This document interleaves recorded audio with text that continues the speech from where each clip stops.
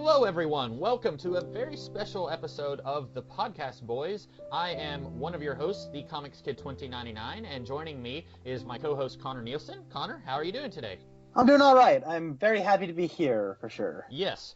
Today is like I said, a very special episode. Usually, me and Connor talk about episodes of Twin Peaks. The last few weeks, we've talked about favorite episodes, favorite characters. Today, we are blatantly ripping off Eric and Matt from Geekvolution in their series Let's Do It Again. We are each coming up with our own pitch concept for Season 3 of Twin Peaks. We are pretending like the series did not get canceled at the end of Season 2 and that it went on for a third season. We each came up with our own concepts, and we are each going to be relaying our concepts together. And in homage to Let's Do It Again, and also an homage to a powerful scene from Twin Peaks, we are calling this episode It's Happening Again. And we will be starting with Connor Nielsen's Twin Peaks Season 3. Are you ready, Connor? It's happening again. It's happening again. Yes, I am very, very ready. When you approach this, it's really interesting to go to something that is this influential and this old. And not to say 25 years is like particularly old, but it's older than, say, doing like a Firefly Season 2. And especially something this influential. What do you really do? Because there's been years and years of influence, and there's been a movie. We're going to pretend like the movie didn't happen, but we can incorporate elements of that movie into this. Or we could choose to do that if we wanted to. And another thing, like just base conceptual level, how do we approach a third season? Do we want to do it like a third season of an ongoing series, or this is the third and final season? How are we approaching this with a sense of finality? So that was a very interesting thing to approach. And ultimately, I'm giving enough of a conclusion here in my pitch. That's my approach. Versus, but if it was successful and you could continue it, you can also do that. But I'm mostly going for an ending. But I want this world to feel like it's going to continue living on even after you've left. Mm-hmm. So that's my approach. I sat down and to begin the writing process, I just listed out a bunch of characters. And I think I have like 28 of them, 28. And I would just write I wrote their name, and then I would write like where they were at the end of Season 2 and what I plan to do with them for this next season. For example, under James, I wrote Who Cares out of Twin Peaks. And under Donna, I just wrote Who Cares. So... As you can imagine, there's a lot less focus on those two. So I'm going to go by subplot, really. And I'm going to kind of jump between subplots as it goes along because I started doing a scene-by-scene, episode-by-episode breakdown. And after about 3 hours of sitting down to write this, I realized we'd be here for about 7 hours trying to explain this. So I'm just going to give you more beats on these subplots. And there's going to be, like, dialogue exchanges I want to, like, go along with. And I might mention them, but this is more just broad speaking. And after kind of sitting down and looking at all these pieces, I kind of found a common theme of loneliness. And I think that's a very interesting place to go in such a tight-knit community, having so many people feel isolated and alone, and how Twin Peaks is a place all by itself out in the middle of nowhere. So the episode, like this whole season is going to start with police cars are going to be running down the streets of Twin Peaks, and they're going to come to the bank that has just been blown up at the end of Season 2. They're going to climb through all the rubble, and they find the dead bodies of Andrew Packard and Pete Martell. Pete is dead. That really hurt me to keep him dead, but he's dead, as well as all the bank people. But the only person who is alive is Audrey Horne. I don't know how she's still alive. She just is. So we have we have Harry and Hawk and Andy. They're crawling through all the rubble, and they find Audrey Horne, survivor. And then we get Catherine, and she gets informed on her husband and brother's death. She's the last of the line because Josie is somewhere in a doorknob, and and her husband and brother are dead. So she's the last, and she has a bit of survivor's guilt because she almost died. She pretended to be dead. And also happening is she's grieving. She feels all alone and by herself. So what she wants to do is along this, she tries to realize, I'm going to go after Ben Horne because it all started with him is where everything started to go bad. When she got in bed, both in business and literally with him, then things started to go bad. And regardless if it was Thomas Eckhart who had left the bomb, she doesn't even care. So what she does is her subplot is going to pertain to, out of her grief, she's going to approach Sarah Palmer, who's the final Palmer left alive, and they're going to try to collaborate. Oh. And she's gonna say, hey, look at Leland was involved with Ben Horn, and look how he ended up. He's dead. So we need to go after Ben Horn. The problem is they don't know where Ben Horn is. So on the Ben Horn subplot, he wakes up in the middle of a dark room strapped to a table. Oh. And this whole thing is that after Doc Hayward pimp slapped him against the marble hearth, he now realizes that he's just assaulted the most powerful man in Twin Peaks. So to protect his family and to protect his own skin, he's now going to be like torturing him and nursing him like in the hospital in like the lower levels. Oh. And have him like strapped in like this blackout room that has no lights and no windows. And so he's going to be nursing him and barely keeping him alive. Dark places this Doc Hayward can go. Because I think after talking about it, I remember we were talking how he has this very folksy demeanor, but he lashes out and he gets angry a number of times in the show. And I think really exploring the darker underbelly of Doc Hayward would be interesting. And then before I get to the 4 key subplots of this setup, I'm going to go to we're going to have 2 love triangles, but they're not going to suck. See, the first love triangle is going to be Bobby and Shelley. Bobby, I know that's only 2 sides, but hear me out. Bobby is saying, look at Shelley, I love you. You're the best thing that's ever happened to me. I don't care what happens. I want to marry you. And Shelley's like, I want to get married too, but I'm not legally divorced. And we don't know if Leo is dead or what, but I'm not legally divorced yet. And so she says, but I'm going to wear your ring anyway. Cut to Leo, who by some will of God gets his hands free and springs the trap in Wyndham Earl's cabin. You have to remember, he's been in there for a long, long time. And then he's going to escape and wander the woods. Let me ask you real quick. So how long – this is just like immediately following season 2, right? Oh, yeah. Okay. I'm following the same structure where every single episode is 1 day. Gotcha. Yeah. Okay. Continue. Sorry. The second – so since nobody cares about Donna, nobody cares about James Donna, I don't know. She left Twin Peaks. I don't care. James isn't in Twin Peaks. I don't care. And Laura and Maddie Ferguson are both dead, so that subplot is dead. So what do I do with the third subplot? It's going to be Ed, Nadine, and Norma.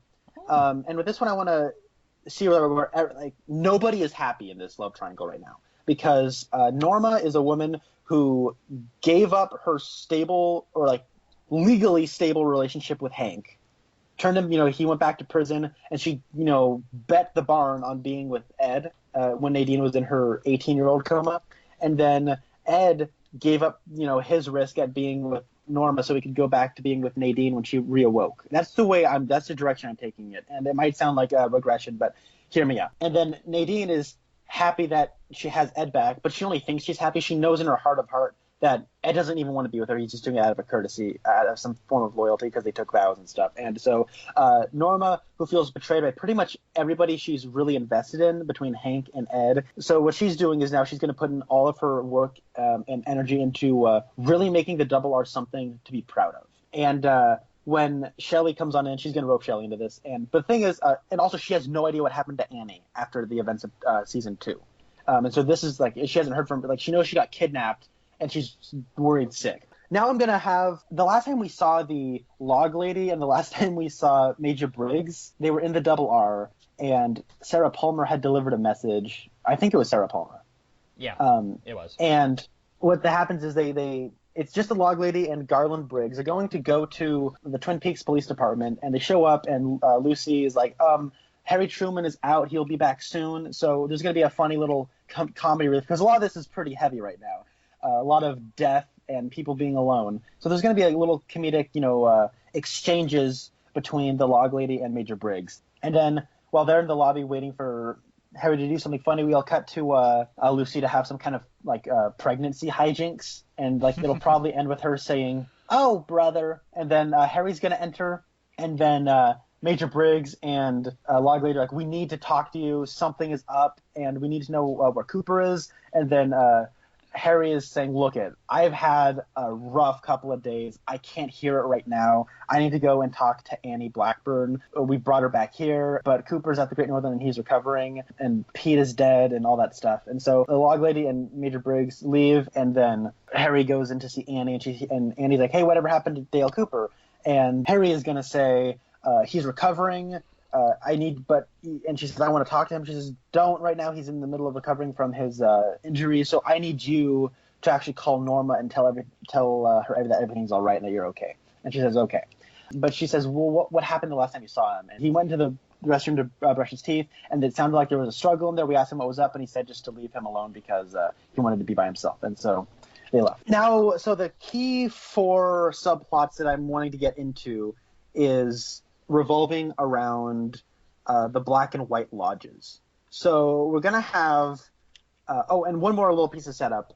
Jerry Horn, he doesn't know where Ben is, and the business, since it doesn't have a leader, he sort of feels like he talks to Audrey, and he's like, hey, Audrey, we need you to run the business. She says, I don't want to run this business. You're his brother. And he's like, hey, look, I'm grieving. And she says, I'm grieving too. And then he says, okay, fine, we'll just grieve in our own ways. And his version of grief is, I'm trying to think and put myself in Jerry's head. Jerry almost was relying on Ben as a means of fun, where Ben would be the guy who would say, hey, let's go to One-Eye Jack's. Jerry would say, hey, Ben, I want to go to One-Eye Jack's. And then Ben would say, okay, I have the means to take you there. Now that void of income of all sorts of things from Ben is now being cut off because nobody knows where Ben Horn is, he's trying to, in himself, replace Ben with the money that is the company. So he's trashing the company, like, hiring prostitutes and, like, parties and going to One-Eye Jack's and all that other stuff. Wait, hold on. I don't even know if One-Eye Jack's is still around. We never ever went back up there, did we? Anyways, so that's kind of Jerry's thing, is he's ruining the family business. And Audrey is going to start her own private investigation company. I like that, yeah. So, but what she wants to do is she approaches Cooper and is like, hey, look, I want to do this thing. And so now let's hold on, put a pin in that for right now. There's Audrey Horn becoming an investigator, PI, private eye. And then we have the Log Lady and Major Briggs. They are trying to look for the Black Lodge because of after the message that Sarah Palmer had given them. And then we have Agent Cooper. He is now trying to get Andy to be like, hey, look at Andy. If there was a White Lodge, if there was a Black Lodge, there has to be a White Lodge. And we need to find this White Lodge. And what this really is because he is infected by Bob, he's trying to use the facade of Cooper as a Trojan horse so that Bob can find his way to the White Lodge and kill all the spirits of the White Lodge. So what I really want to do with Harry, I want to do something with Harry, since now that Cooper is kind of the bad guy because, he's Bob, this is going to give Sheriff Truman a chance to really step up and kind of be at the center of everything, because we have the Log Lady and Major Briggs are trying to get Harry Truman because they don't trust anybody who has entered the Black Lodge, because they asked Harry, hey, they're going to ask Harry, hey, when they finally get around to talking with him, who went in the Black Lodge? They said it was Annie, Wyndham Earl, and Cooper, and Annie and Cooper came out, and so they don't trust them because of Sarah Palmer's cryptic message of how Sarah Palmer said, I'm still in the Black Lodge. And so they think that it's possible, and we could say that Major Briggs has classified information that he can now reveal of, hey, we know that if somebody enters, if they come out, they might not be themselves. So that's just a little bit of a convenience. He has that confidential work that can kind of get him into doing things and knowing things that he might not else know. So we're going to have that going on. And so we have Harry is in the middle, and we have the Log Lady / Major Briggs pulling him in the direction of, we need to find the White Lodge. And then we have, we need to find the Black Lodge. We need to re-enter the Black Lodge so we can put an end to the spirits in there and get the real Annie or real Cooper out. And then we have Agent Cooper, who's possessed by Bob, saying, hey, we need to find the White Lodge because we need to know what's in there because we found the Black Lodge. And Harry's nice and stuck in the middle of all that. So where I see eventually all this stuff going is, oh yeah, Donna and Audrey are going to talk. Audrey's like, I'm so much better than you, Donna. And he's like, your father is my father. We have the same dad. And then Audrey's going to be like, well, it explains you didn't get your father's intellect. And then he goes, well, my dad's also your dad. She's like, well, I got my brains from my mom. What are you talking about? And so there's going to be this little banter of, hey, look, I'm so much smarter and better than you. I'm going to start my own thing. And she basically ultimately says, I don't even really care that you're my half-sister. I don't care. And then Donna's going to get all fussy and leave. So pack up her bags and leave Twin Peaks and try to find James. So one more. Oh yeah, then we have Annie, and she's recovering. She's still working at the Double R. She's still dating Cooper, but she's starting to pick up on things. So now I'm going to really dig into Cooper. Cooper is somebody, because he's Bob now, he's acting funny. He's saying things, and it's almost like Bob is trying to figure out this guy's lingo and his relationships. And in the middle of all this is happening, Sarah and Catherine, who are trying to get to the bottom of what on earth is happening with Ben Horn, they're looking for Ben Horn. It's going to be kind of funny to have Sarah Palmer, who's all like, oh! And she's screaming and she's having all these crazy visions and she's like, spouting out what to Catherine sounds like nonsense. And you could almost have like, what's like the female version of The Odd Couple? Like not Thelma and Louise. But whatever. But you can almost have like this Odd Couple thing where Sarah Palmer will say things like, oh my god, the Warrior of the Light is going to attack the residents of the Black Lodge. And then Catherine will be like, honey, you need another glass of wine. Something to that effect. Eventually, through these like premonitions that she's having, she's saying, look, something big is going to happen, and I think Ben Horn is involved, and they know to go in the direction of Doc Hayward. So they're going to try to move in on Doc Hayward. Where everything is going to be going is we're going to have, and this is where the connective tissue gets a little fuzzy, because this is where I stop my scene-by-scene breakdown. Where I want to get to by the mid-season finale of this is I want to call the mid-season, like I have a title in mind called Putting the Families to Rest. Oh, good. Where, and I thought it was a cool title. That sounds very Twin Peaksy.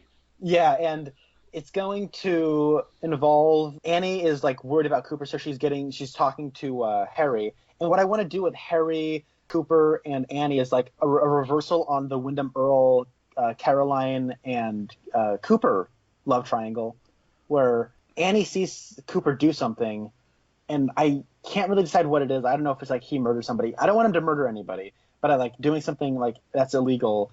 She's like, Harry, I'm really, really worried. And then Annie and Harry start getting pretty cozy. And then Annie looks pretty similar to Laura Palmer in that she has blonde hair. They have the same color eyes. They have a very similar bone structure in their face. Heather Graham and Sheryl Lee have pretty similar faces. So I wanted to have this thing where Harry's going to take in the Cooper role, and he's going to fall in love with her, and then Cooper's going to kill Annie. Ooh. And that's going to happen midway. And then what's also going to happen is that Ben Horn is going to be stuck down in the middle of nowhere. And then Doc Hayward, who's putting on this pleasant face, they're like Catherine and Sarah are on his tail. And then Catherine finds out ultimately that Ben Horn is in his basement, in the basement of the hospital.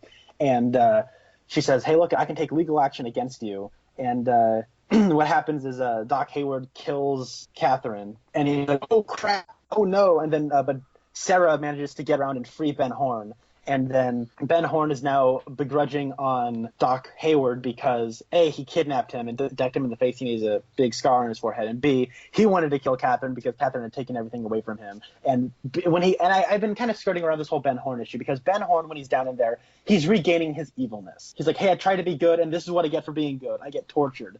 And he's like, I'm trying to get back on top. But then in this back half, I'm still like trying to put some of these pieces together. But what's going to happen is Leo's going to find his way back, and he's going to say, hey, look, it's Shelley. I totally messed up, and I really want to make it up to you. And through some pretty effective writing and effective acting, Shelley's going to take Leo back, and Bobby's going to be angry and all by himself. And so he and Norma are kind of like two peas in the pod at this point. Then by the end of this whole thing, what I want to have happen in this back half, I want to go like full tilt supernatural. What's going to happen is Major Briggs and the Log Lady are going to be getting involved with Audrey somehow, where Audrey's on their tails. Like, hey, look at if you're trying to find the White Lodge, or if you're trying to find the Black Lodge, I think I know where to find it. Because doesn't Audrey know anything about that stuff? Or she got involved with Ben Horn stuff? I don't know if in seasons 1 and 2 if she really knew anything about the Red Room or the Black or White Lodge, but I'm sure there could be a way that you could make it work. Yeah, and so through solid writing and solid acting, she's going to find out that she, I guess, she could be investigating Leo's disappearance, and she ultimately is the one who finds Leo. And so she finds the cabin, and she finds the maps to the Black Lodge. That would work, yeah. And I guess Major Briggs already knows how to get to the Black Lodge, but he's missing some key information, and Wyndham Earl had that key information. So now we need to go in there and find the real Cooper or the real Annie, whichever one is. But now that Annie is dead, they know that it's Cooper. And Cooper has kind of bullied. Now Harry is all against Cooper now. So it's kind of like Cooper's public enemy number one. Now, while all this is happening, in Bend, Oregon, we have the FBI, which is made up of Gordon Cole. I want to bring in Denise Bryson again because I really like David Duchovny in that role. We're going to have Albert Rosenfield, obviously, because why would you not? But then Philip Jeffries, played by the great David Bowie, is going to appear. and he's going to be like, oh my gosh, I just got back from the Black Lodge. The White Lodge is in danger. We need to go there now. So while Harry, the Log Lady, and Major Briggs are trying to find the Black Lodge, the FBI is going to try to stop Cooper from getting into the White Lodge. And so, because the Major Briggs, Harry, and Log Lady and Audrey subplot is kind of going into the way of, we need to get to the Black Lodge before Cooper gets to the White Lodge, because if we can get the real Cooper out and, end the curse in the Black Lodge, then he can stop, it's almost like that time travel thing of, if we stop this from happening, something in the future won't happen. Yeah. Similar way of storytelling. But so now that we have the FBI is going to go up into Twin Peaks, and we're going to have Hawk is going to team up with them because there's been a significant lack of Hawk is just being awesome like he always is in this season. He's just kind of going around doing his thing. What I want to have happen in the end is I want them to get into the Black Lodge, and it's just bananas, right? Oh yeah. But Audrey at the last second's like, I need to go and protect Cooper from Bob. So I need to track him and be on his trail. And so because, she deep down, like, while Billy Zane was her love, she still, loves Cooper as a person, and she's kind of grown to know him as a platonic friend. And what's going to happen is she's going to, be sneaking around while the FBI is going after Cooper, and she's going to be like, hey, I know how to get in. I'm following him. She's been looking at, like, Cooper's notes and stuff. And then, so there's this Guardian of the Light figure, that weird, like, human-shaped piece of space on the white back tilt. Backdrop from the latter half of season 2 that was in like 2 cutaway shots in one episode of season 2. Yeah. I'm going to call that the Guardian of the Light because we never really got any follow-up on that. What's going to happen is Audrey is going to get possessed by the Guardian of the Light to protect the White Lodge from Cooper. And so we're going to have those people in the Black Lodge fighting off the spirits and the demons in the Black Lodge, fighting the little man, fighting Mike, and fighting like all those and the giant and everything. And then there's going to be in the White Lodge, we're going to have like Cooper and versus Audrey, Bob Cooper and Guardian Audrey. And it's not going to be like a punching fight. It's going to be like this weird David Lynchian like supernatural mental fight. Mm-hmm. It's going to be awesome. And then eventually good and love and happiness wins out over the bad. So as the body of Cooper is dying, his soul regains consciousness, and he says, Audrey, you're A-okay, you're one of a kind, and he gives her a kiss and then dies. Oh. And yeah, so first you take Pete from me, and now Agent Cooper. I know, but I just think it's the only way to really go. And when he's dying, Audrey's gonna lead him into the light as he's dying. Kind of like how Cooper led Leland into the light. Yes, exactly. It's like poetry, it rhymes. So, but you might be thinking, but Bob is still out there somewhere. But no, in the Black Lodge, Major Briggs straight up shoots the Bob in the Black Lodge, so now he's super dead. But the little man, before disappearing into a bit of smoke, says, I am moving the lodge, and evil takes many forms, and then disappears. Evil so it's almost going to be like... Many forms. And what's cool about this is almost like it's like a Lost thing of moving the island and moving the lodge. Yeah. Like, no matter what you do, evil always going to find a way, the same way good will always find a way. And, Lost was inspired by Twin Peaks. Oh, yeah. And so it's a bit of like that... This is the 2016 informing what I would have done in 93 or 92 or 91, whenever this would have taken place. Yeah. So from there, Ben Horn and so Sarah Palmer is freed from her curse. She's finally at peace. A wake is held for poor old Catherine. Ben and Doc Hayward go to prison, and then Mama Hayward is all by herself with her kids in the cellar because Donna left and her husband is in jail, and she's all by herself, and so is Sarah Palmer. So they end up become bridge buddies. I don't know. So that's really it. Shelley and and then Norma offers Bobby a job at the Double R, and that's where it ultimately goes. He becomes a mother figure to Bobby. Yeah. So yeah, that's I think I more or less tied everything up. Shelley and Leo are happy. Cooper's dead. Audrey is still waiting for Billy Zane to get back. Annie needs to die so that when Laura has her dream in Fire Walk with Me, she appears in that dream. So I was kind of trying to follow that, even though we're pretending Fire Walk with Me didn't happen. But I think when Philip Jeffries is in the White Lodge to fight Cooper, like that'll be just absolutely bananas. It'd be awesome. Oh yeah. Yeah. And I really like you were saying that you leave it in such a way where there could be more, but you're also tying it up so that if this is it, then it's a good conclusion. I think that having the little man move the lodge is a good way where you could do more stuff. In my mind, and of course it's not my pitch, but if you were to do a season 4, it would be set somewhere else. Like you could Oh, have, absolutely, yeah. and That's then like the idea. you could have like Billy Zane show up, or you could have Audrey move her detective agency to another town, and it would be like mostly new characters, but like a few characters from Twin Peaks would show up. Like I don't know how that would work, but that's how. Well, you have Gordon Cole, and Albert Rosenfield is now in the Cooper role. Oh, yeah. Where he's like, I've seen the supernatural, and I am now, trying to prevent the evil supernatural out there. So, and then you know what? I'm going to team up Hawk, and I'm going to team up Albert Rosenfield, because now Hawk is going to be an honorary member of the FBI because of his great police work. Best TV show ever. Yeah, Albert and Hawk, supernatural fighters. This is supernatural officers spin-off show. But yeah, and I forgot to say this. Audrey. So the Great Northern finds new ownership. I don't know. Dr. Jacoby takes over, and then, he's not in my season, but whatever. And I'm sure I'm forgetting other things, but Ed and Nadine are together, but they're still miserable, and then Shelley and Leo are together, but they're happy now, and I like that dichotomy. So, and then yeah. I think my favorite two elements of your pitch are Sarah and Catherine teaming up, because those are two characters I never would have thought to put together. I don't think. But their husbands were friends, and they were never on screen together. Yeah, and I think it works well. I really like that idea, and especially because Sarah is so different from Catherine. Catherine is mean. She's conniving. She's always got a plan. Sarah was always a character I wanted to see more of, and she never got to do enough. And I really like the idea of putting those two together and having them go on adventures. And I never mentioned this in our Fire Walk with Me review. I'm sorry to interrupt you, but go ahead. I was even though how much I love Fire Walk with Me, but I was still disappointed we didn't get hardly anything from Grace Zabriskie as Sarah Palmer. And the other thing I really like is Audrey starting a detective agency. I think that's very natural for her. In a show that had trouble doing things naturally, they would say, okay, now we're going to abruptly introduce new love interests for two of our main leads. They would do things very unnaturally. Having her become a detective feels right, because she was probably the best investigator in the entire series. So having her do that, and it could be, it might feel weird since she was kind of basically running the business in season 2. That was also an element that you and I weren't too crazy about, so I think that it works having her be a detective. Do you have any critiques of my pitch?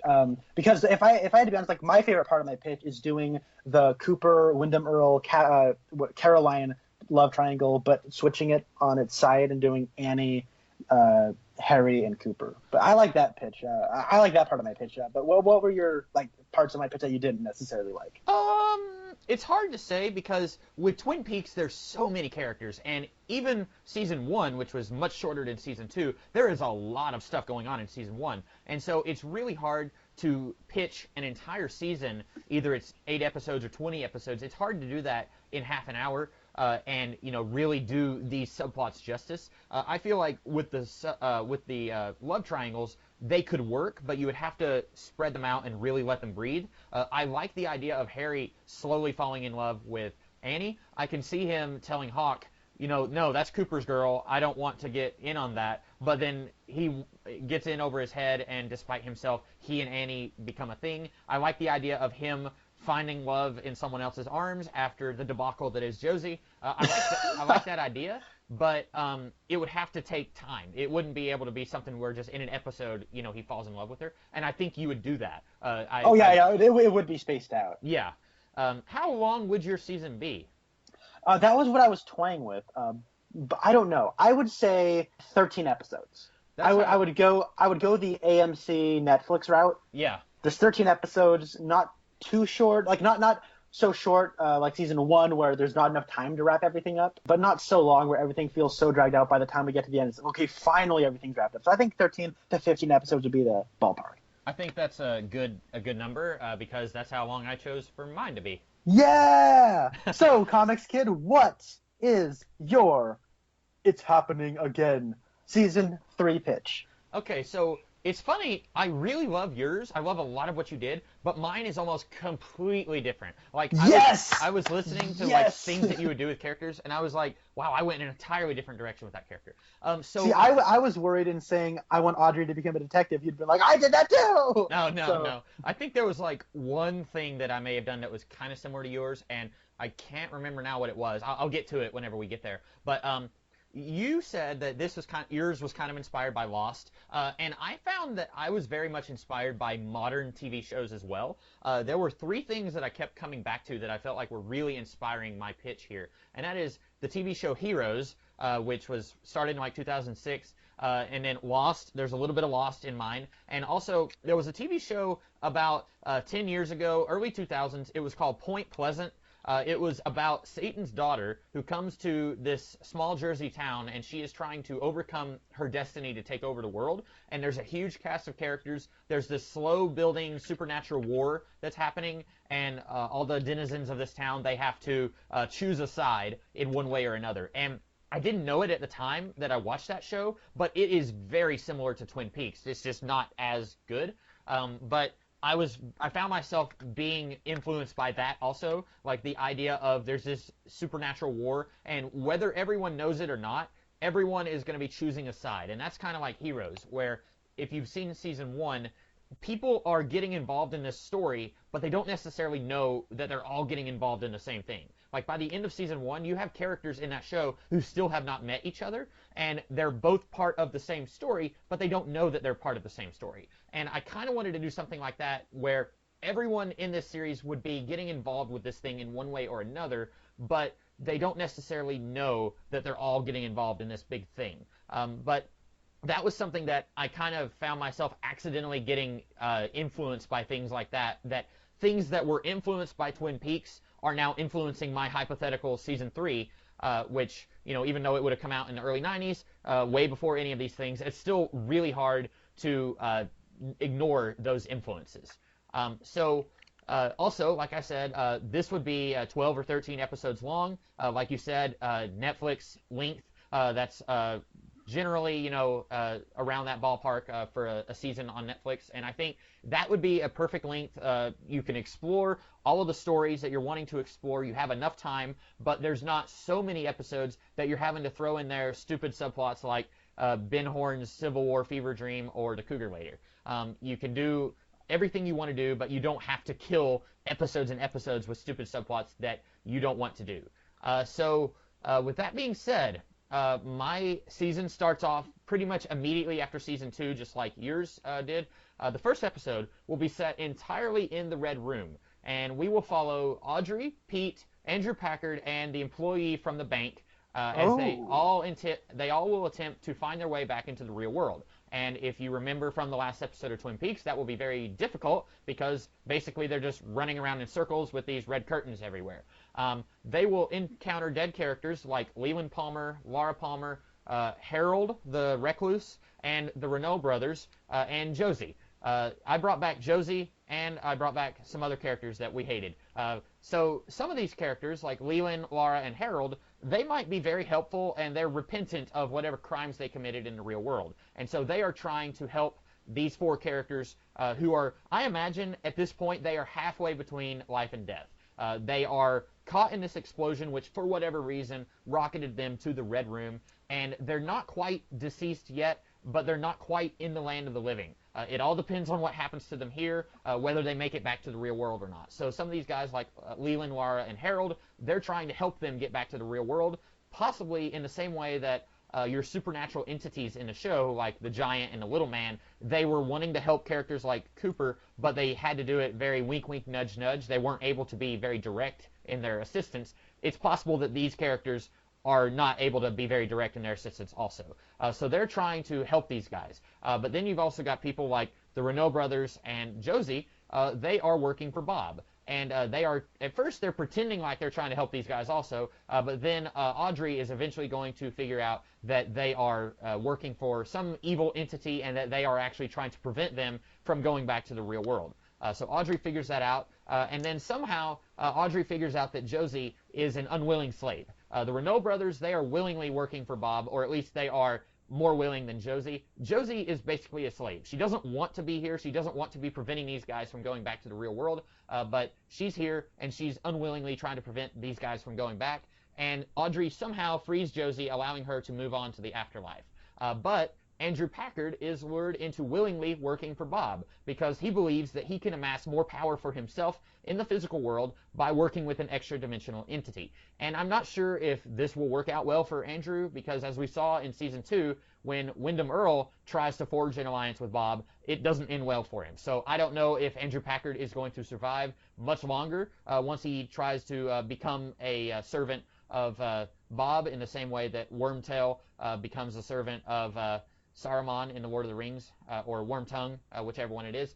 But he is going to kind of become a lackey, and then that will be the entire first episode is set in the Red Room, but I don't think that these characters are actually going to escape the Red Room until much later in the season. But meanwhile, back in the real world, Bob is now possessing Cooper's body. He wants to corrupt and kill Annie in the same way that he corrupted and killed Laura Palmer. And at first, Harry and Doc Hayward and the rest of the police department, they think that Cooper is just suffering a mini nervous breakdown from all of the stressful stuff that he's had to deal with since he came to Twin Peaks. But this is confirmed by Dr. Jacoby. But after a few episodes, the police have been narrowly escaping bombs and other deadly traps that at first they think are related to the bomb from the Season 2 finale that was set by Thomas Eckhart. But eventually, Harry figures out that Cooper is actually the one who has been setting the bombs. He's basically just been trying to eliminate the police so that he can more directly get to Annie and get to corrupting her and eventually killing her. And he feels like the police are maybe going to be getting in the way, so he's been trying to kill them with these bombs. Harry figures it out, and then the police will chase after Cooper. He escapes, and he will be the big bad of this season. And I like the idea of him going and using Wyndham Earl's cabin from Season 2. So now he is going to be in that cabin saying and doing weird things, kind of like Wyndham Earl was in Season 2. And so he is going to be our big villain. And I imagine that they would find out that he is the big villain no later than Episode 3. I don't have, in the same way that you did, I don't really have it structured by like episode. I just kind of had each character that I liked and kind of the direction I wanted them to take. And so for me, it was really hard for me to figure out like how long each subplot would last and how they would connect with each other. But I figure for Episode 2, everyone thinks that Cooper is A-OK. By the end of Episode 3, Cooper is on the run, and everyone knows that he is a bad guy at this point. They may not know that he is necessarily possessed by a demon. Maybe a few people would know that, but not everyone. So that would be, by the end of Episode 3, Cooper is on the run, and everyone knows he's not to be trusted. While the first half of Twin Peaks, the series, was the aftermath of one of Bob's killings, this season will be more about the people of Twin Peaks trying to prevent that from happening again. And like I said, this will be kind of like Heroes, where everyone is sort of intertwined in this story that they don't necessarily all know that they're working toward a common goal, but they are going to be trying to prevent this from happening, whereas the first half of the series was what happens after this has happened. One of the best things about Ray Wise's performance in the first half of the series was getting to see him jump back and forth between Bob and Leland. And I would really love to see McLaughlin get to do that same thing, stretch his acting wings a little bit, and play Cooper with hints of evil. Since everyone would know pretty early on that Cooper is the villain, he wouldn't have any reason to hide behind the civility of Agent Cooper like he did with Leland, where he was hiding in Leland for a long time and pretending like everything was okay. He wouldn't really have any reason to do that since everyone finds out that Cooper is a bad guy. But I would really like to see McLaughlin with an evil face enjoying a cup of coffee or a cherry pie, but thinking about ways to kill Annie. So like there's hints of Bob, but there's also hints of Cooper. I think that would be really cool. I think McLaughlin would do an amazing job playing both sides of that and also kind of playing a middle ground. I think that would be really cool.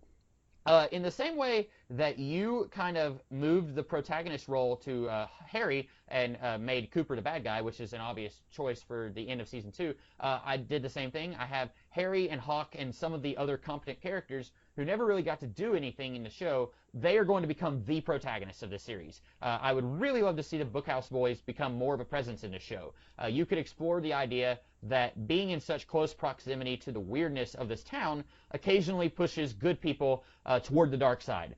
Kind of like how Hank used to be a member of the Bookhouse Boys in good standing, and now Cooper is the second of their number to fall, even though it's because of a demonic force. And I wouldn't bring Hank back, but you could kind of play around with that idea that every once in a while you have someone really good who falls to the dark side in this town, and they would be playing around with that idea that Cooper hasn't even been here that long, and he's already been possessed by a demon. But I would really love to see the police characters actually getting to be the main characters of the show. And I think that characters like Michael Unkeen, he would be really good as the main guy in the show.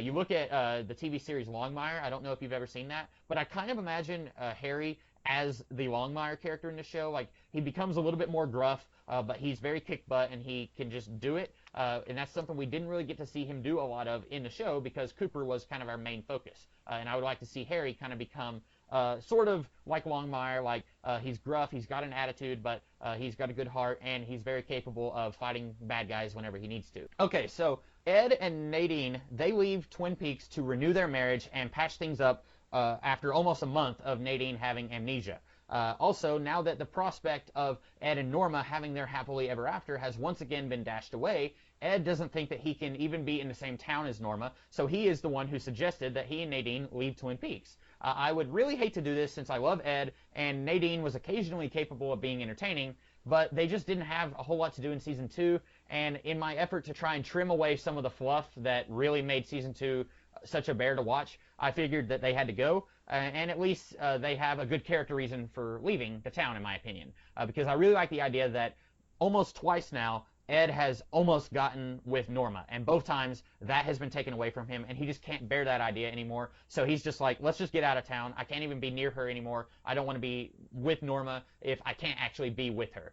So Ed and Nadine, they leave probably before Season 3 even begins, or maybe you could have them, you know, just packing their bags and heading out of town at the very beginning of Episode 2.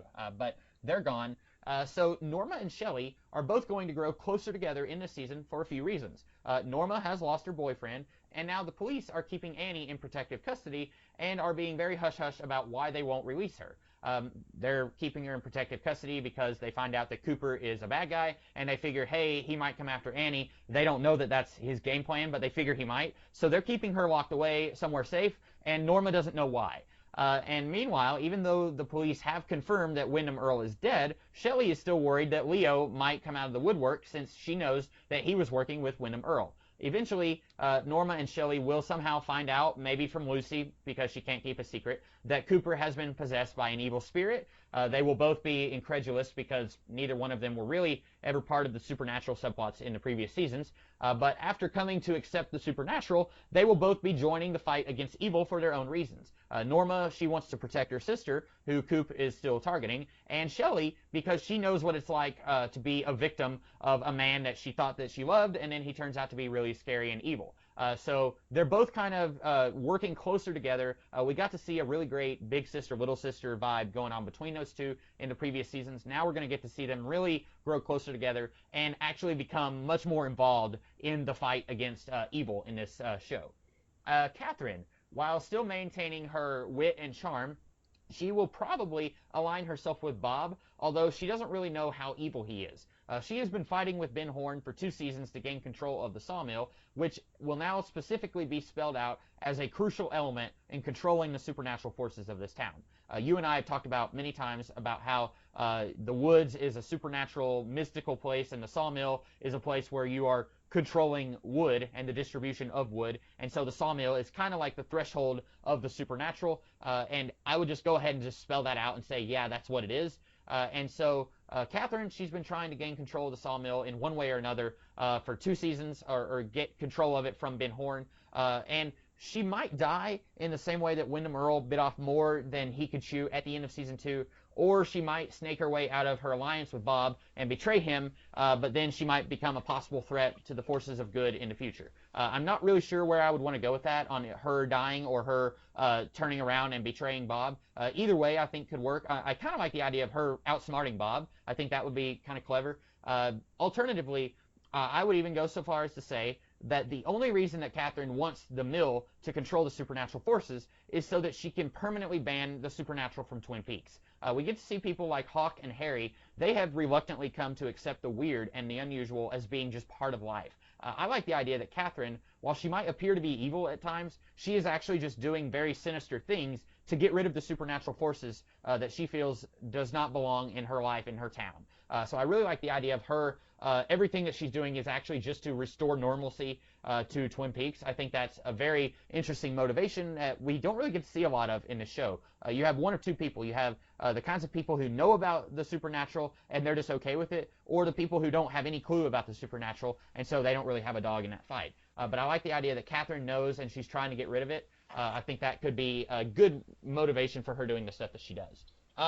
Thomas Eckhart's assistant, who almost killed Harry, will return as a possible ally for Catherine during this time. The last time we saw her, Cooper and Harry mentioned that she wanted to speak to an African government official. This is a really bizarre note to end her character on, and it was never followed up on.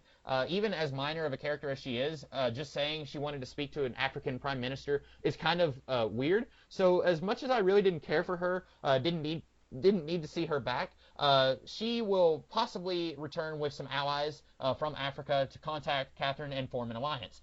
This might be verging on ridiculous, so if I could, I would want to deal with this subplot quickly and keep things more or less contained within Twin Peaks. I know that we did have the show leave Twin Peaks a little bit in Season 2 with the Cougar Lady, and then in Fire Walk with Me we had Deer Meadow, but I would really like to prefer to keep things within Twin Peaks, the town, and so taking things all the way to Africa might be a little bit ridiculous. So this is probably my least favorite subplot, but I felt like it was something that had to be touched on since it was just hinted at a little bit near the end of Season 2.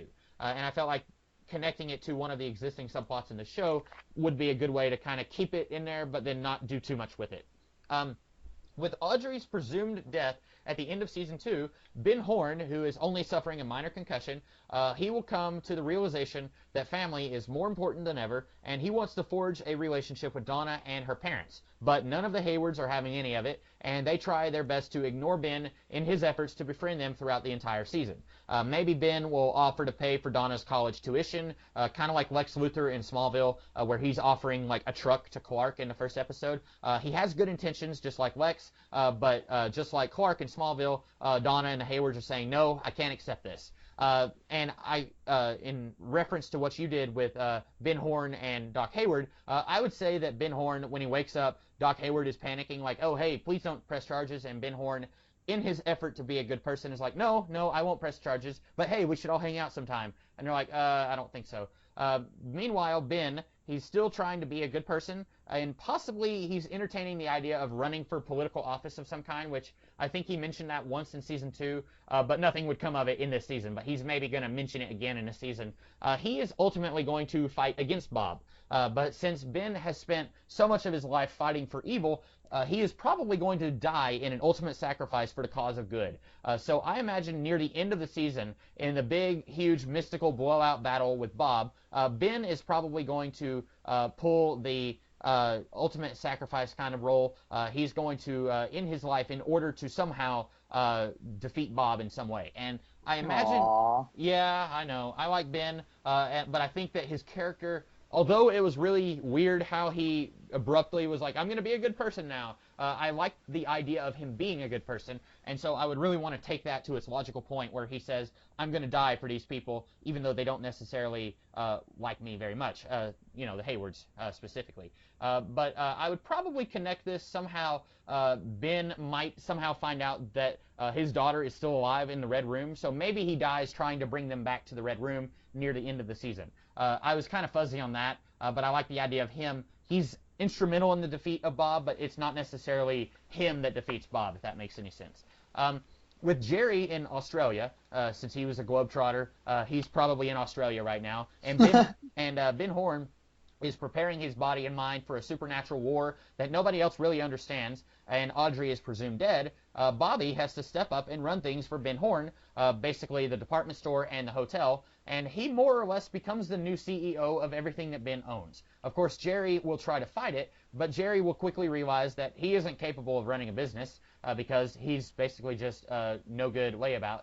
But he will try to position himself as an advisor for Bobby so that he can amass a larger amount of power than what he had when Ben was alive. which is kind of like how when Ben was having his Civil War crazy fever dream, Jerry was like, hey, maybe we should leave him in this mode so that I can be more important in the company. So Jerry is going to try to become an advisor where he can control Bobby, or he thinks he can control Bobby, while Bobby, he's very young. I mean, he hasn't even graduated high school yet, and now he's in charge of a company and everything that Ben Horn owns. So that's going to be kind of an interesting dichotomy between those two, who, if I'm not mistaken, I don't think we ever really got to see them hang out. We got to see them be in the same room a couple times, but we never really got to see those two characters talk to each other. So I think that would be fun. And after Audrey eventually comes back from the Red Room, Bobby will either step down and let her take over her father's business, or he and Audrey will become business partners, taking Horn's department store and hotel into the future. I kind of like that idea of them working together as platonic friends, because we got to see a little bit of that in Season 2, and I think that would be really fun to play around with that a little bit for potential future stories.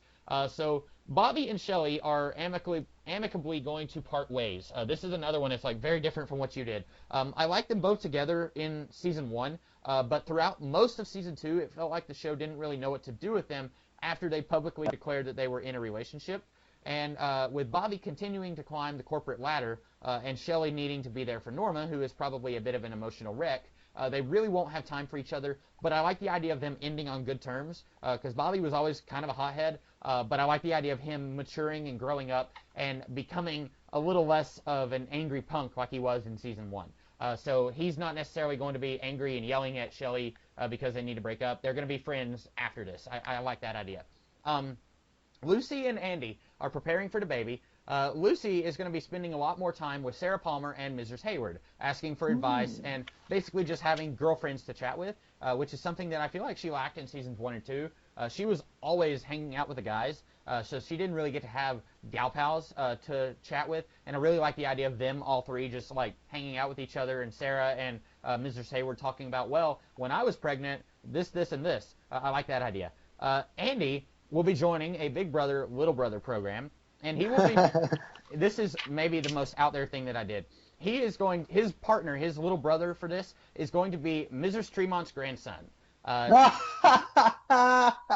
In my mind, I want Andy and the kid to first meet on Halloween, so that the kid has an excuse to wear that paper mache mask that he had in Fire Walk with Me, just in case Lynch doesn't want to recast his son, or if his son is too old. But the events of the first two seasons, they take place early in the year, so I don't think that I could have this be on Halloween. But basically, while spending time with a kid other than little Nicky will help Andy prepare himself for fatherhood, the Tremont kid is also going to act as Andy's spiritual guide, in the same way that the giant and the dancing dwarf were for Cooper.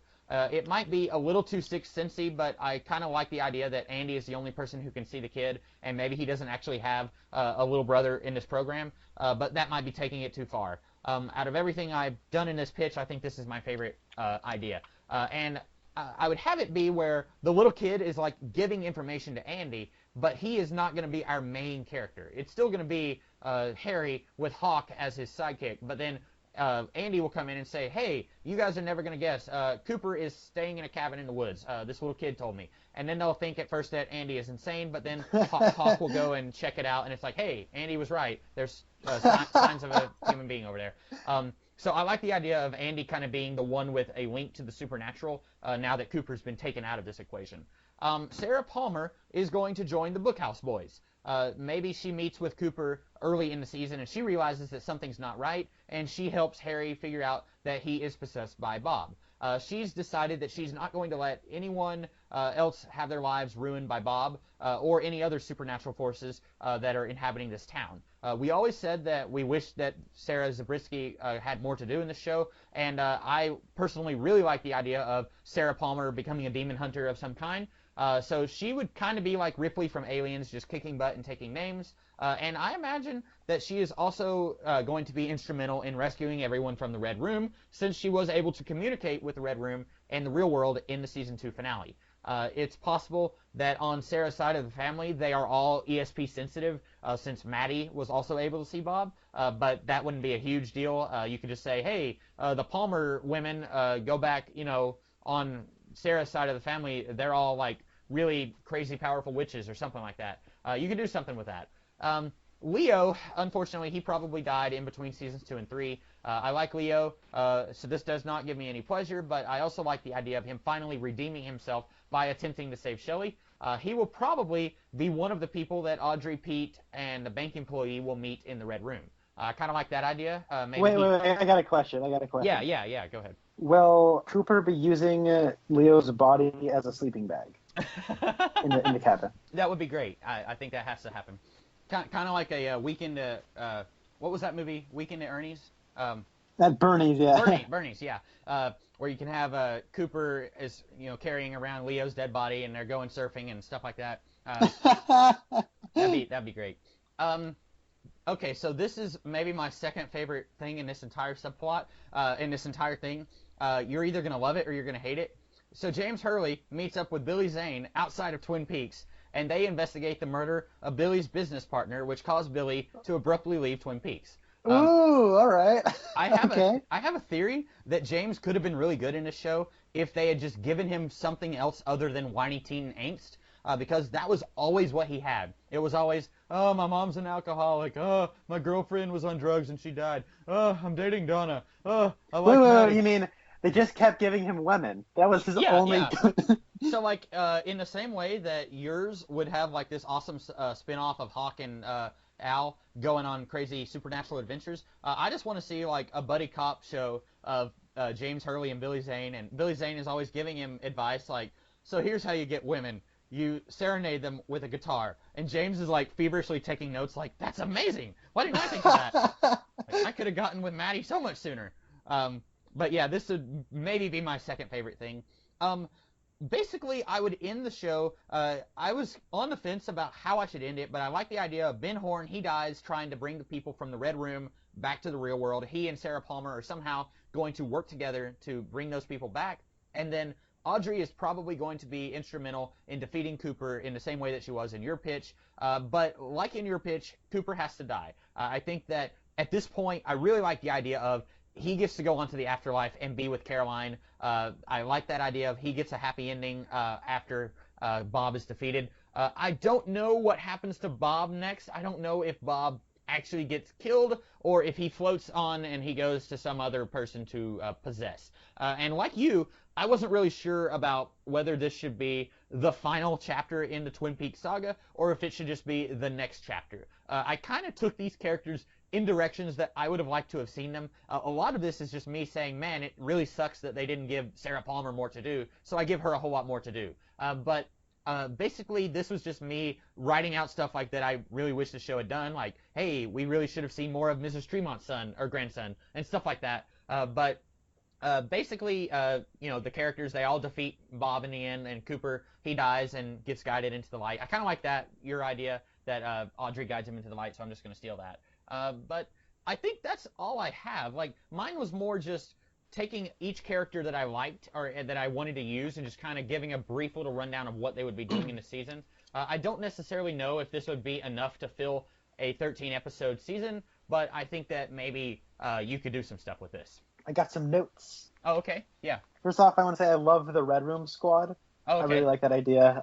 And Audrey and Pete teaming up might just be a great way to have something of a direction in there. I really think giving Lucy girlfriends is a great idea. The stuff he did with Lucy and Andy, they rock. The stuff with Andy having a little kid saying, "Oh yeah, Agent Cooper is hiding in Wyndham Earl's cabin out in the woods," and then he tells Harry and Hawk, and they're like, "Nah," and then Hawk's like, "Well, actually, I did find something." That feels just like Twin Peaks to me. Yeah. The Bookhouse Boys direction, I really like that you're going in that direction because that's always been something that I've liked that as a part of the Twin Peaks mythos, but it never really spoke to me, and it's not really something I've ever gravitated towards. But I know it's something you gravitated towards, and I like hearing somebody who likes that talk about how they take that into a certain direction. So Catherine being the boss of the Supernatural is pretty awesome. I like how she's a bossy, so naturally, if she can rule everyone who's living, she might as well rule everyone who's also dead. And then going all the way with Ben Horne being a good guy, I think that's a really neat direction, and how we really split it. Yeah, you took him in an entirely different direction. You were like, yeah, he's going to go back to being evil. And I was like, oh, he basically became, like, the next Messiah in mine. Yeah, mine he went, like, he skirted with Messiahhood and then went straight down to being the devil. Yeah. No, that's a really cool pitch. I liked it a lot. Yeah, I had a lot of fun doing this. Like, I was just, it started off as me just with a few stray ideas that weren't really connected, and then it'd be like, oh, it'd be really cool if James Hurley and Billy Zane teamed up. And I'm still like waiting for like the explanation of like who killed Billy Zane's business partner. Like I really need to know. Maybe it was Cougar Lady's lover. What if? Like Oh, you have to serenade them with a guitar, yeah. and then he goes, well, you also need to start sound like a boy too. That would also help. Yeah, they could be a traveling musical duo. Oh yeah, that show just writes itself. It does. That would be incredible. Oh wow. And I regretted whenever you were doing your pitch and you brought in Al and David Bowie and Denise. I really regretted not having the FBI show up in this. I wasn't sure if I could make it work. With this only being 13 episodes, I figured that you might could fit them in because this is probably enough plot just for like a third of a season. Like you'd have to do a lot more stuff than this, but I didn't specifically have anything in mind for Al or for David Bowie or for Denise. I really wanted to bring back a lot of the FBI characters. I just didn't know what to do with them. Yeah, I get that too. One of the things was like I wanted all of them, and I didn't really. I wanted to see how they would all play off each other. Hmm. Like if you get them all together in one room, because we usually see Cooper is all by himself. He's doing the investigation. We have Albert. He comes in. He has his team, but he's kind of just by himself. The only time we ever saw like a bit of a team up was Chris Isaac and Kiefer Sutherland in Fire Walk with Me, and I don't even know if those people are even real. So, Yeah, yeah. but they had a bit of a rivalry going on because Chris Isaac was kind of a tool.